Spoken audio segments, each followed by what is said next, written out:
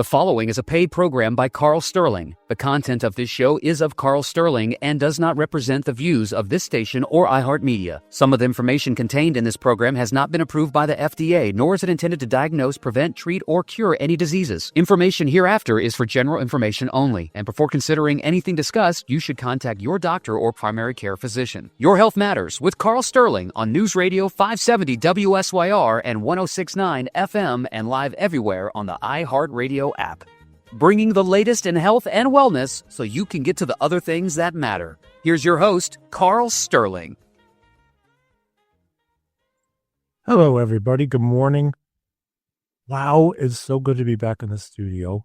It's Sunday, January 26th, and I can't believe it's been maybe 6-7 weeks since a live show. Yes. Wow. So I'm here today with my partner in crime, if you will, my right-hand person, Elizabeth Brusa. How you doing? I'm doing well, thank you. Feels so good to be back here. It feels great. Oh, man. And we have Kyla with us. Hello, producer Kyla.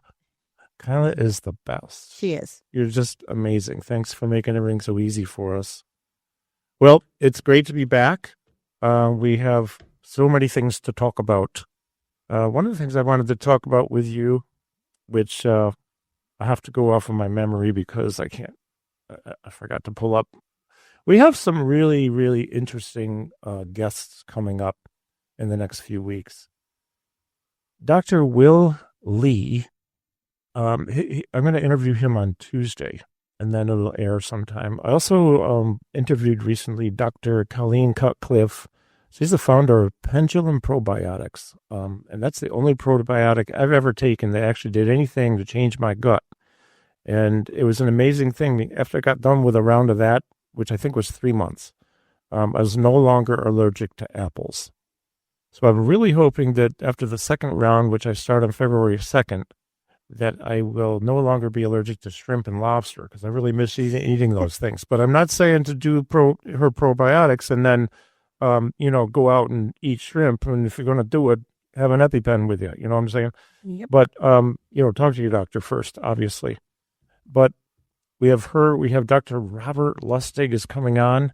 He's coming on, interviewing him in 2 weeks, and then we'll air it sometime. He's wrote my favorite book, really, probably my favorite of all time. It's called Metabolical, and I've talked about it before, so he's going to be on. It took me 7 years to get him to say yes, but he said yes. So that's just a handful of people. And so without further ado, one more further ado, and that is that in the second hour today, we're going to be talking about some things that might rile some feathers, okay? And it's not to offend anybody. It's really to just really, really try to dig deep with all these things you already know, and maybe a strategy to implement these things.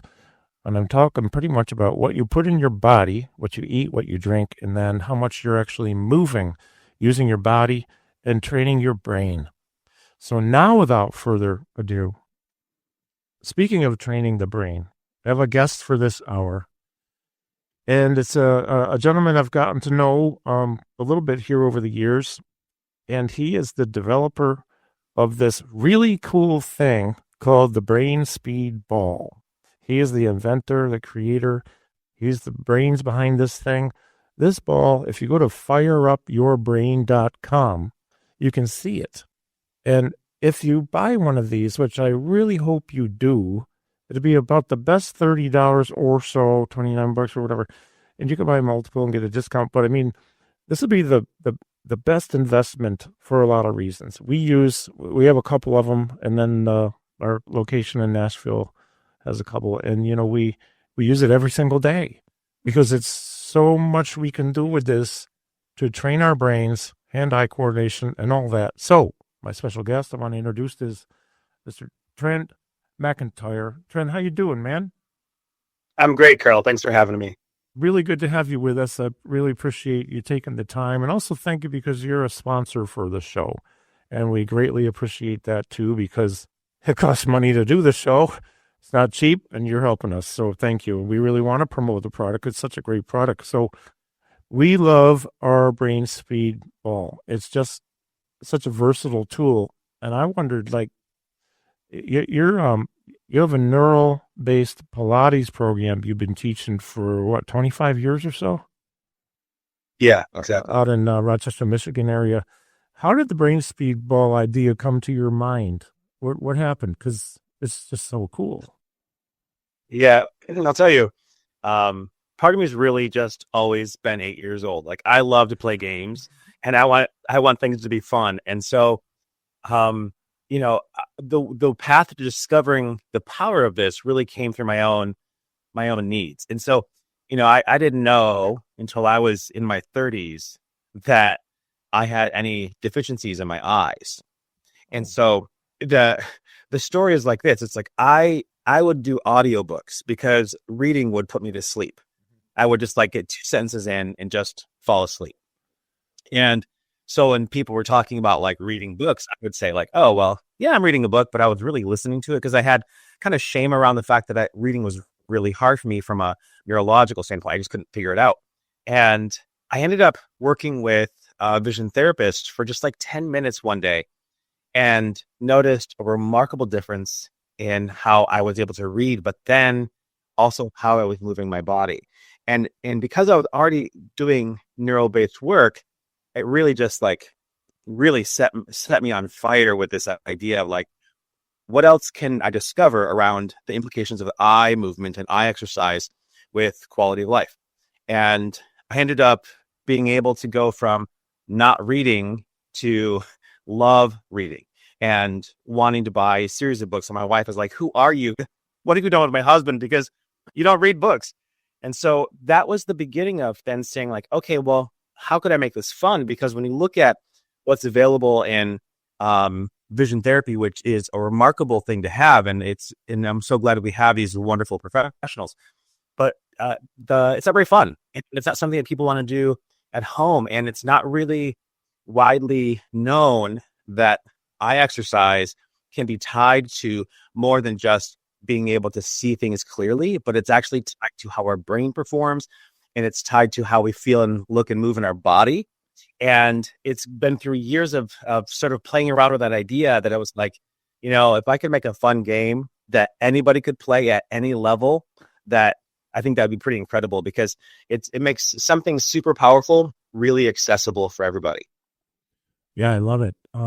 So for those listening, if you haven't already gone to the website to check it out, fireupyourbrain.com, the ball is like a standard size, like basketball size, right? Approximately. It's about 9 inches. Okay.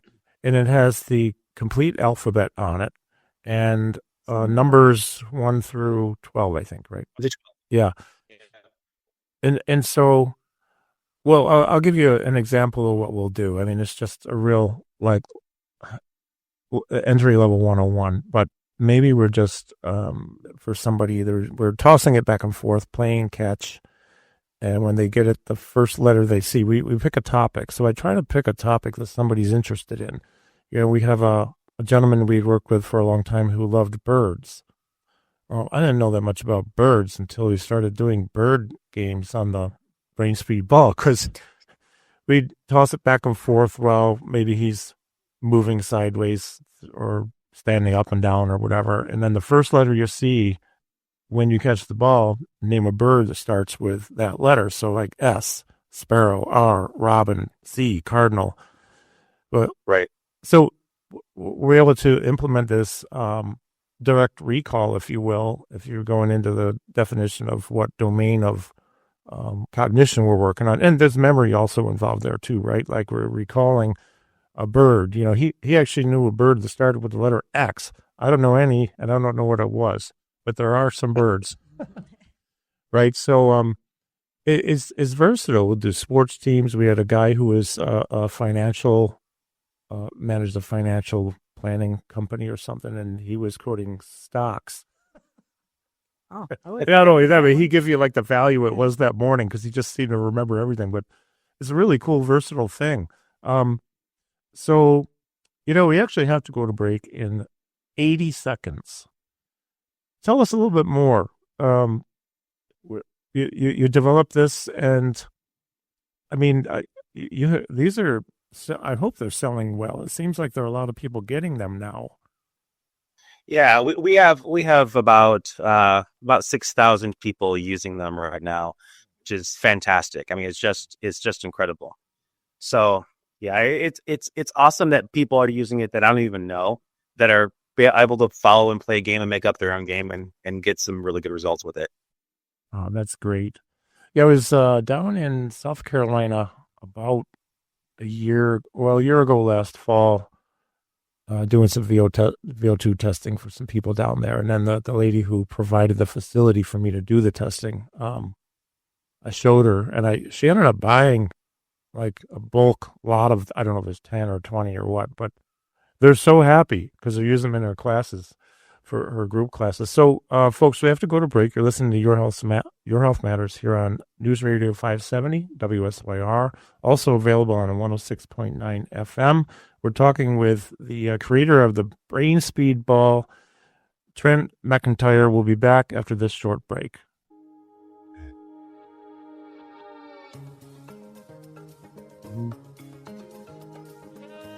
All right, we're back, folks.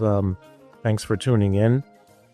We're today with a special guest. His name is Trent McIntyre, and I've been following him for quite a few years. I think I got the first Brain Speed Ball at least 4 years ago, because I remember where I was using it. I was doing mostly house calls back then, so it might even be pre-COVID. How long has the Brain Speed Ball been available?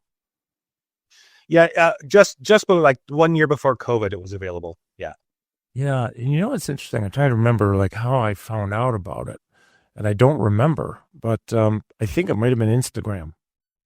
And I said, that's the coolest thing since sliced bread. I've got to get one. So, so like we were talking about, this is a 9-inch ball. It has the alphabet on it, and it also has numbers 1 through 12.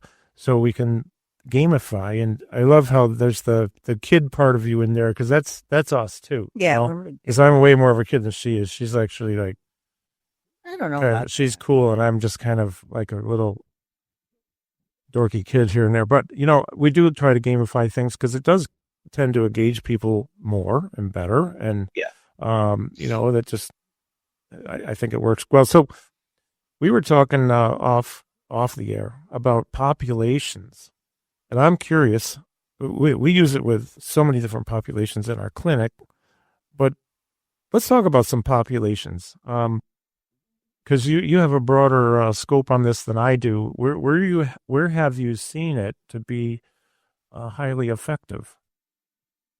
Yeah. So let me just say also about the fun, to kind of set the stage for the populations. The fun is really important. The brain loves fun and stays curious and willing to learn new things if things are fun.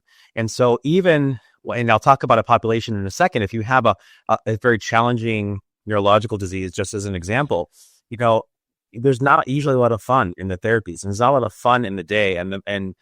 So take Parkinson's, for example. And, one of the best things that I love to do is if I could have a group of people with Parkinson's and we play this game together, and you have an entire room laughing and carrying on and really sort of like connecting on a level that they don't get to connect on in a lot of ways.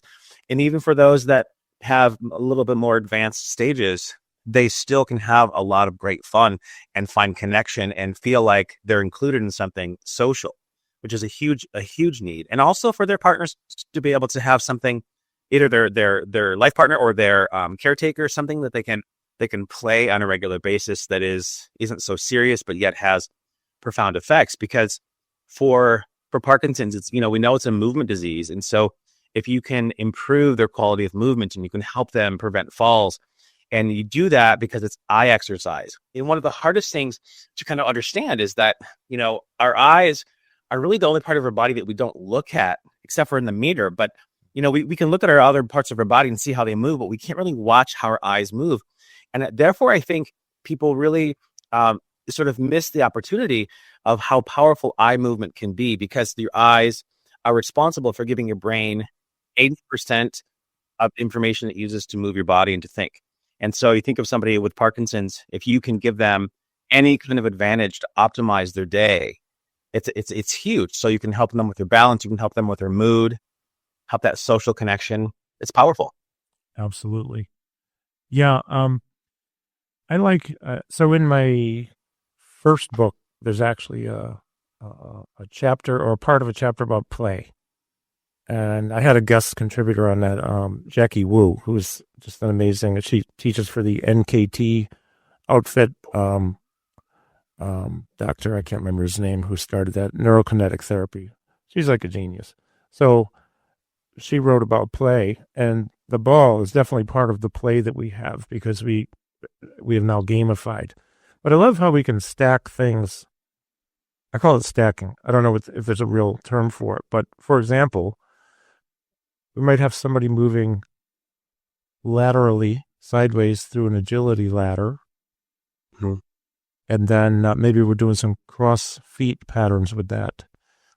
And then we start just tossing the ball back and forth. And then we add the cognitive element of maybe it's just catch the ball and say the first letter you see. For some people, that might be, they might have to be seated in doing it. Maybe they can't move very well, but we'll try to go with their level of ability, obviously, and then take it to the next level, pushing them, but not, putting them at a high risk of fall. We're not going to let them fall.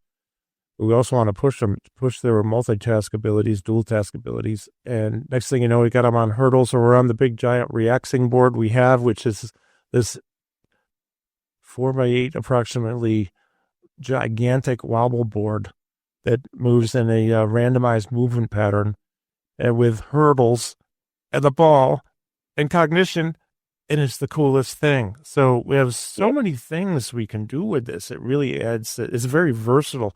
How about other populations? Like, let's say, I'm total ADHD. Let's talk about me. Now, let's talk about this, though. Other populations. Yeah. Yeah. So with ADHD, it's one of the important things for kids is being able to self-regulate. So for kids with ADHD, being able to self-regulate is a great skill for them to learn, because they can often get dysregulated and their ADHD becomes a problem. They're not able to do school. They're not able to sit for their homework. They can't focus. And so having a tool where a child can go, and even by themselves, if they want to, if they're really, having a lot of dysregulation, they can play a fun game. And in just a couple of minutes, just settle their whole system, find some calm, find some peace to be able to re-engage with what's going on in their life. And I often see this, there's some really wonderful classroom applications I've seen teachers do where at a preschool level, they'll even have kids sitting in a circle and they roll the ball back and forth. Oh. And they're learning their letters and they're learning their numbers. So they don't necessarily know what's on the ball. Mm-hmm. So when they stop the ball, they have to put a finger on something. And then with the teacher, they learn what that letter is. And what's fun is that these kids then create this, like, what'd you get? And they're really also following the ball to each of their other classmates, which is also eye exercise because they're tracking the ball and watching it go. So their eyes are moving this whole time. Even if they're not the one getting the ball, they're still engaging in eye exercise and they're still going through a cognitive cycle in your brain. So, for adults, we're in screens a lot, and that contributes to having worse ADHD symptoms. And, we have a lot of stress, and, high stress can create harder days for those of us with ADHD. So, being able to have something that can just settle and help you feel connected and focused to accomplish what you need to do in the day is just crucial. All right. I love that. I have 4 grandchildren and a 5th in the oven, as they say.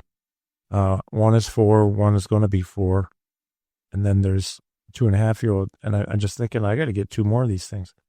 They got to play with them.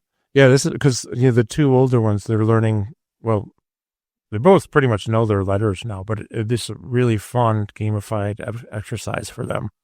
And that's really cool. I love that idea. You can help them learn their sounds. Yeah. By doing that. Yes. Yeah. Great idea. Yeah. So, yeah. The texture too. So when they catch the ball, you receive the ball, you can have them trace the letter or trace the number to kind of reinforce that as well. Oh, that's yeah. a good idea. Oh, yeah. I like that idea. Yeah. I mean, you were in preschool. I mean, this is I also pretty worked cool, as right? a teacher's assistant in schools too. So yeah, that's a really good idea. Both of them. Wow. Yeah. I love this. I guess because maybe I just wasn't thinking about that population, but I mean, it makes total sense. Well, that's because we work with adults. So Mhm. Yeah, we do. So a couple more minutes before we have to go to break. So I'm just curious. We talked also off air about, let's say, a need or a deficit. Can you give us an example of, let's say, how this can help somebody who has a certain type of deficit, and maybe what type of deficits are out there? We could just talk about it. Yeah, well, I'll give you a couple examples. Like, one is for someone who's older, where they're at risk for falling, and balance and fall prevention is really important, because that is a number one killer in our country. Like, people falling when they're older, like, you get head injuries and you break things, and it becomes a quick path to end of life. And so preventing those falls is really important. And your eyes are part of your balance system and your inner ear. And when you play the ball, you are tapping into both of those systems to improve how you know where you are in space and where the horizon is and how to navigate. And your eyes are also connected to, like, it's basically like this. You can only move where you feel safe. And if your eyes have restriction, you won't feel safe moving where your eyes can't go. So literally expanding where you can move your eyes can help you with your balance and coordination. Oh, absolutely.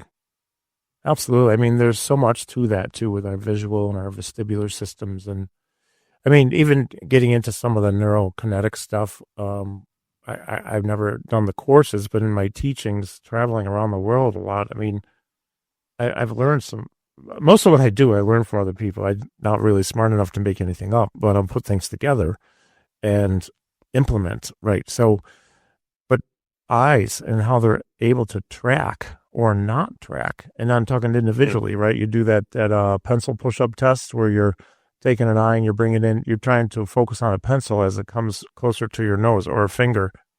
And it's interesting to watch the eyes and see if they both track the same. Usually they don't. Usually there's one that tracks a little bit better. Of course, then we can go through, and we've done some of those resets, which usually helps the tracking, and pre-testing and reset.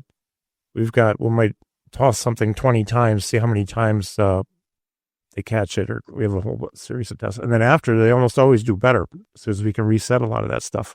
But this is another way of doing it to help reset some visual tracking.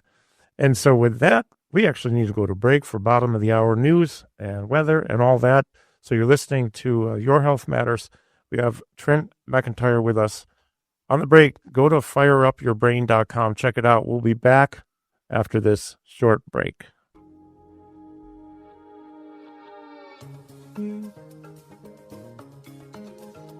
Okay, we're back.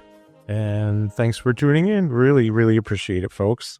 It's just a real joy, a pleasure to do this show, have the opportunity to share and bring guests like our guest today, Trent McIntyre, the creator, founder of Brain Speed Ball. Definitely, folks, go to fireupyourbrain.com. Be sure to check it out. All kinds of great videos, information. Of course, you can order the ball there, or many of them if you want. I love the idea that it's really, I just think anyone with a brain can use the ball, probably. I mean, okay, maybe you want to have vision so you can see the letters, but it's really it's for everybody. There isn't anybody who can't benefit from it. We've talked about Parkinson's, ADHD, somebody with a need or a deficit, balance, kids. How about dementia and athletes? I'd love to hear. I know you have a story about a particular client who had dementia. Can you share that with us? Yeah, of course. It was really one of the greatest learning moments in my career. Is I had a client who I started seeing him for neuro-based Pilates for about 20 years. We worked together, and then his dementia began to become more severe and more advanced. And his wife was his primary caretaker, and she was in her 80s being his primary caretaker, which is incredible and difficult. And she said, Trent, I really would love you to still come and work with him, and maybe you can just play the brain speed ball with him and see if, because at this point he was not able to stand on his own. He could make some noises, but he couldn't really be verbal and say words. And I said yes, which was crazy thing to do because it was a very difficult, challenging, uncharted kind of place. But I'm like, you know what? I know he has trusted me for 20 years. Let's see what could happen. Let's just like try this as an experiment. And what would happen is I would play brain speed ball with him for 5 minutes or less. Basically, I would just drop it on his chest. He could move one arm, he could cut a trap it, and he would make a sound of some kind. And then he would kind of roll it back to me with his one arm. And I would do that over and over and kind of drop it at different parts on his chest, making sure that he could play, making sure that it was not so hard that it dropped every time, but it dropped once in a while.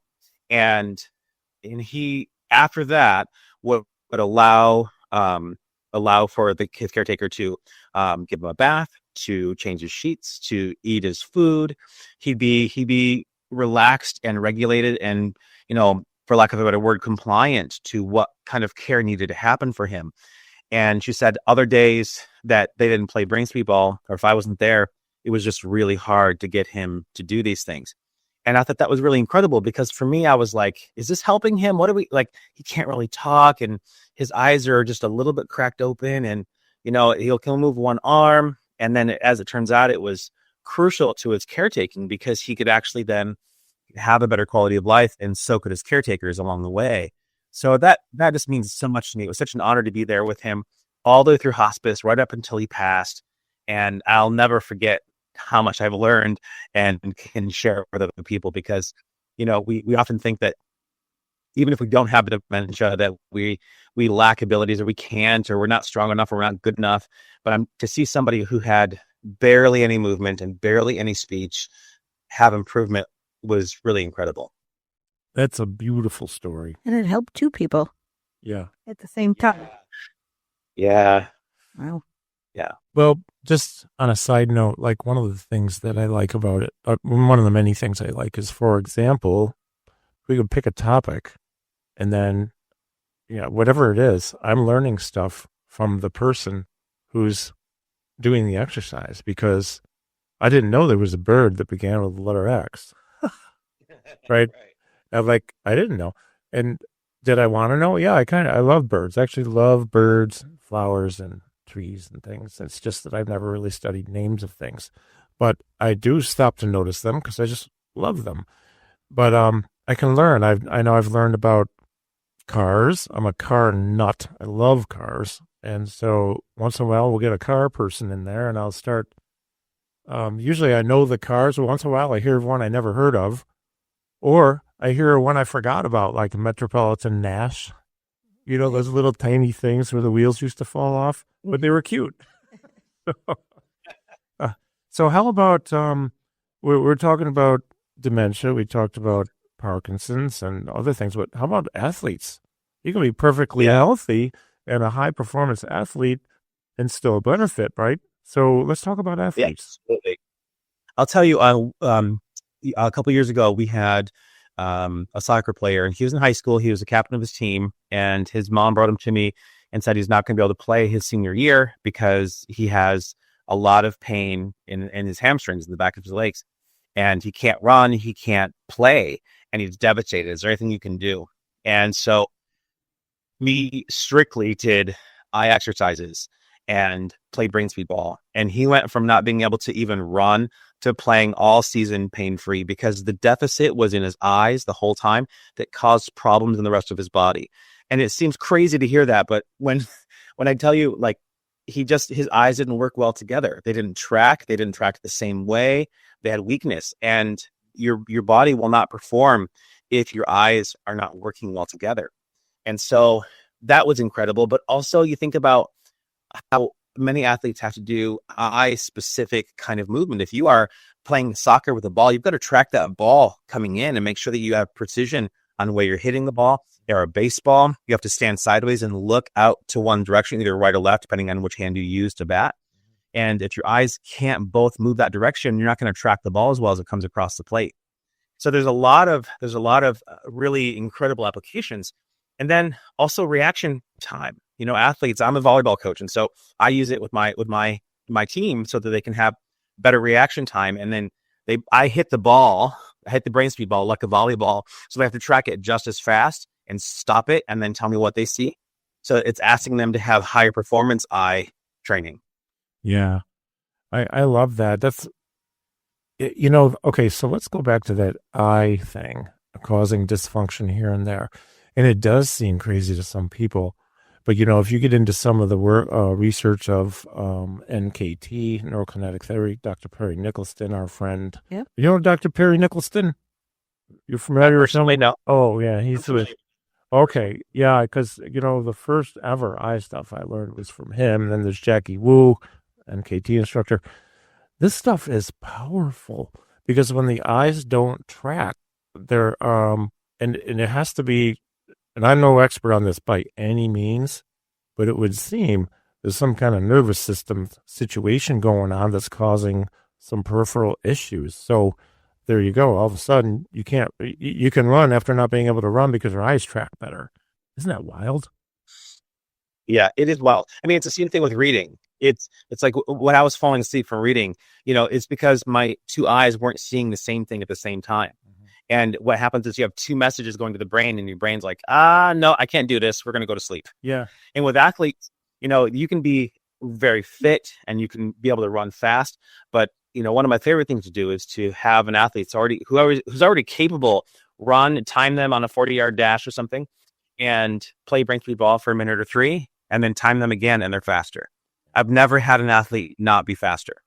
And it's incredible. And we really know like 5% of what the brain's capable of. So, I'm not here to say I know all the answers either, but I'm here to do the research, investigate to see what we can make happen because I think that's where the fun is. What can we discover? Yeah. I love it. So tell us another story. By the way, we have no script up front, folks. I didn't send them any questions beforehand. We agreed we're going to have an organic flowing conversation.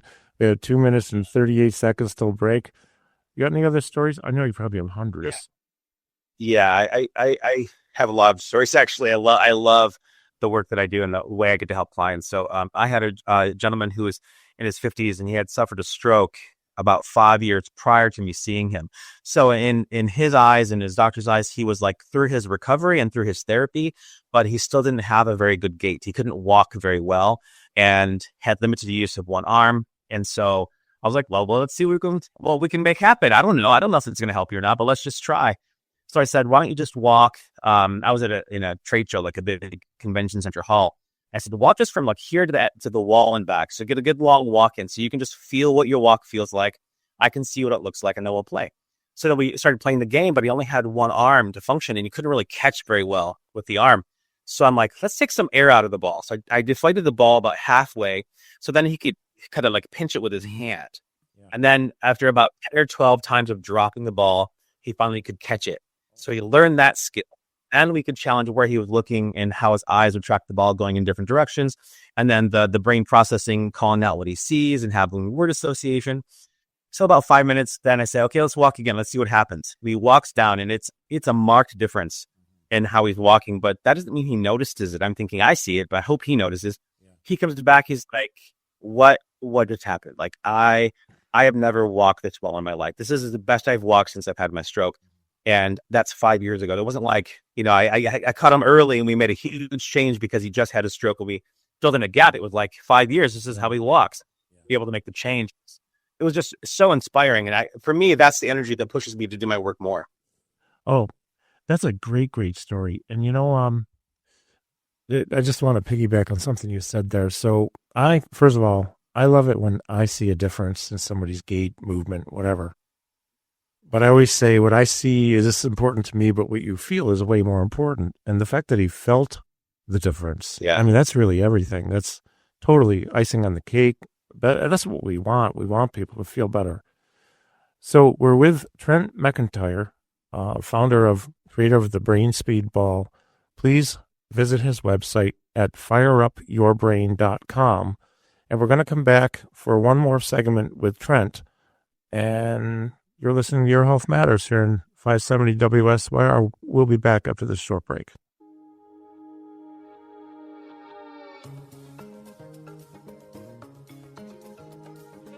All right, thanks for tuning in, everybody. Really appreciate you listening. And we're with Trent McIntyre, the creator of the Brain Speed Ball. And again, if you haven't done it, please go to fireupyourbrain.com and you'll learn a lot there. And you can order a ball there, or 2 or 3 or 10 or 20. So we've talked a lot about, different populations. We talked about letters, things like that. How about you got numbers 1 through 12 on there? So I'm just guessing there's a lot we can do with that. Can you give us some maybe examples, ideas on what we do with the numbers? Yeah, there's some really fun math you can play actually. So if you play the game where we're throwing it back and forth, like if you and I were throwing the ball back and forth, and you're tracking into your hands, so your eyes get the exercise, but then you're going to find the closest number, and then you're going to say that number out loud. But the next time you catch the number, you're going to add it. So you can say the number that is the sum. So if you caught a 1 and then you caught a 2, you would say 3. You wouldn't say the 2, you would just go right to 3. Then you caught a 5, you'd say 8. And so you have to work through a couple more things in your brain before you actually speak it out loud. So the cognitive aspect is great. Plus, you can learn math facts, and you can make it as simple or as complicated as you want. Because yes, you could multiply. A lot of times, what I do with people is we do addition to 100, and then subtraction back down to 0, or even into negative numbers. Mm-hmm. And it really helps just keep them engaged. And it's a simple game, but it's so, if you can keep it fun and interesting, then you can stay engaged, because you don't want to play the same game every time. There's thousands of games you can play. So if you find yourself playing it like, oh, this is the same game and I'm kind of bored of this game, then play a different game. Make up your own game.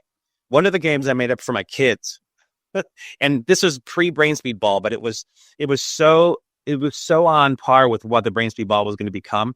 But I invented a game with my kids called Stair Ball.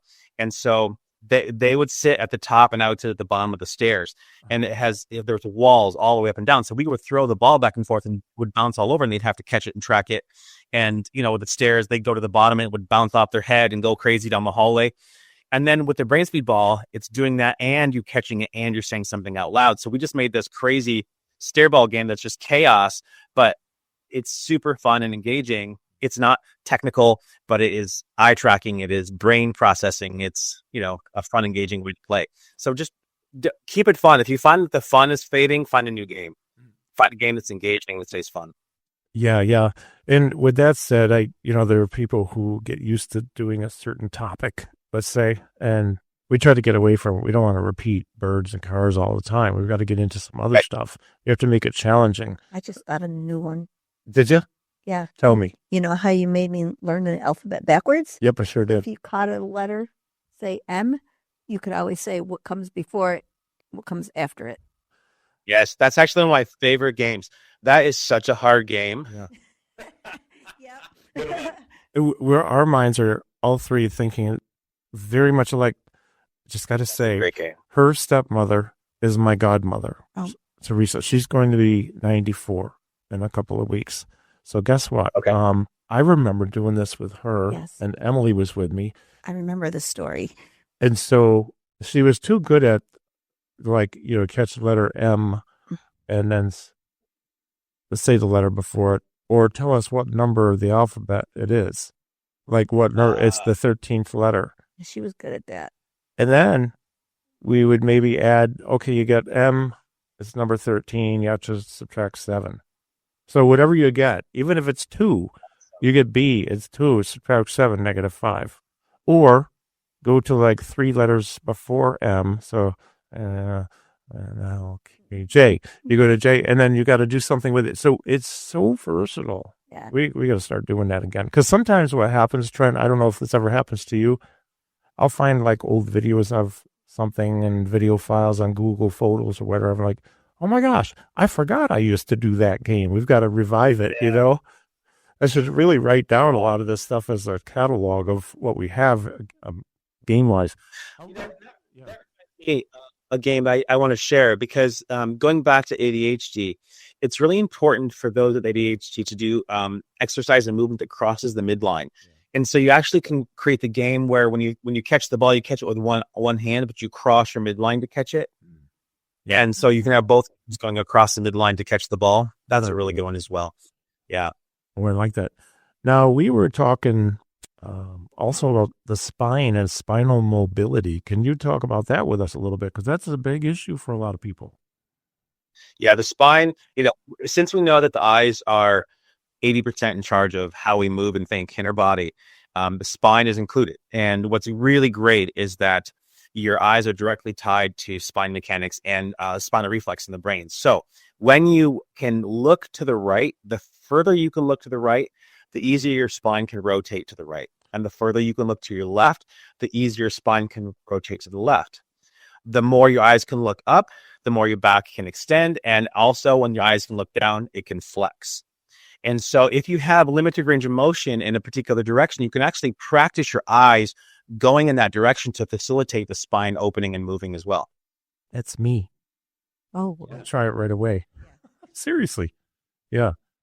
My trainer, Eric Prager, if you hear me, I love you like a brother, but you did tell me I'm the least flexible person you ever. It's getting better because I do my things every morning for months now, my yoga poses that I only know a few and stretching, but yeah, the eyes are so powerful. So, well, tell us more. Let's. I want to talk again. I want to make sure people know where to buy this. And really, in my opinion, every household should have one. Every school, every preschool, every daycare, every senior facility, everybody should have one. So I really hope your sales skyrocket, at least a little bit in this area from the show, but it's fireupyourbrain.com. What else can we talk about in the next 3 minutes or so? Yeah, I'll tell you, there's two things that are exciting right now. One is that about a year ago, we put a pilot program into a senior living community, and they took about half of their locations, about 7 of them, to see if they could install the Brain Sweep Ball into their social activities and find success. And it was a smash. The residents responded so well that we work together now to have it in all 14 of their locations. So they're in 3 states, and they have from independent living to assisted living to memory care. And they have the Brain Sweep Ball on their schedule. So that was really incredible to have these people that can be really isolated and not engaged, and maybe just like sitting in front of a TV all day, to have something that can be engaging and fun and social and that anybody can play. You don't have to be a movement expert to play. Certainly, we have lots of movement professionals that use it with their clients, but you don't have to be a movement professional to use the Brain Sweep Ball. It's for everybody. It is for everybody. It literally is for everybody. Yeah. And in keeping with our organic flow of conversation, so meaning you don't know what I'm going to ask you next, I'm going to ask you this. Do you have any particular takeaway message you'd like to add for people to, thought-provoking, something you want to add? Listen, I just want to repeat, the eyes are extremely powerful, and they're so overlooked. And if you could do one thing to improve how your body feels and how it moves and your regulation, it's eye exercise. And eye exercise, it's something that I'm trying to push to become more in our conversation, because so many times we are trying to overcome a limitation in our body that's coming from the eyes, that we're trying to make stronger with our muscles and stretch and do all these things, when that's not the location of the problem. It's actually neurological. It's in your eyes, and you can tap into improving it very quickly, and it's fun. I just want people to really start to consider, okay, that cardio can be good for you, and resistance training can be good for you, and Pilates is good for you, and yoga is good for you, all these things. Eye exercise is good for you. And that is the foundation of my platform, so people understand and consider that in their life. Oh, yeah. Dr. Perry Nicholson has been a friend for a long, over 10 years. A good friend. So there's one thing he said that he learned from Ida Rolf, the creator of Rolfing. Okay, that's the elbow technique. It hurts like crazy sometimes, but she talked about this in 2 ways. Her actual quote is, "Pain is where it ain't," meaning the source of the pain, hence his Stop Chasing Pain name for his company or his brand. The source of a pain is oftentimes not where the pain is. Well, also mobility, movement problems, flexibility problems are often where they ain't. So if you have trouble moving your spine in a direction or both directions. It could be the eyes. And we go to the eyes as a root of many things, which a lot of people are unaware of. So, hey, man, it's been really great to have you with us, Trent. Thank you very much. It's my pleasure. This was really fun. Thanks for having me. Let's do it again soon, too, because I know there's a whole lot more you and I we can talk about. You have so much knowledge, experience, wisdom to share. Be sure to go to fireupyourbrain.com. Check it out. It's great. And also, I'm on, I think it's every Friday, I get an email, the game of the week. And people can sign up for that. And I highly recommend it. All right. Thanks again, my friend.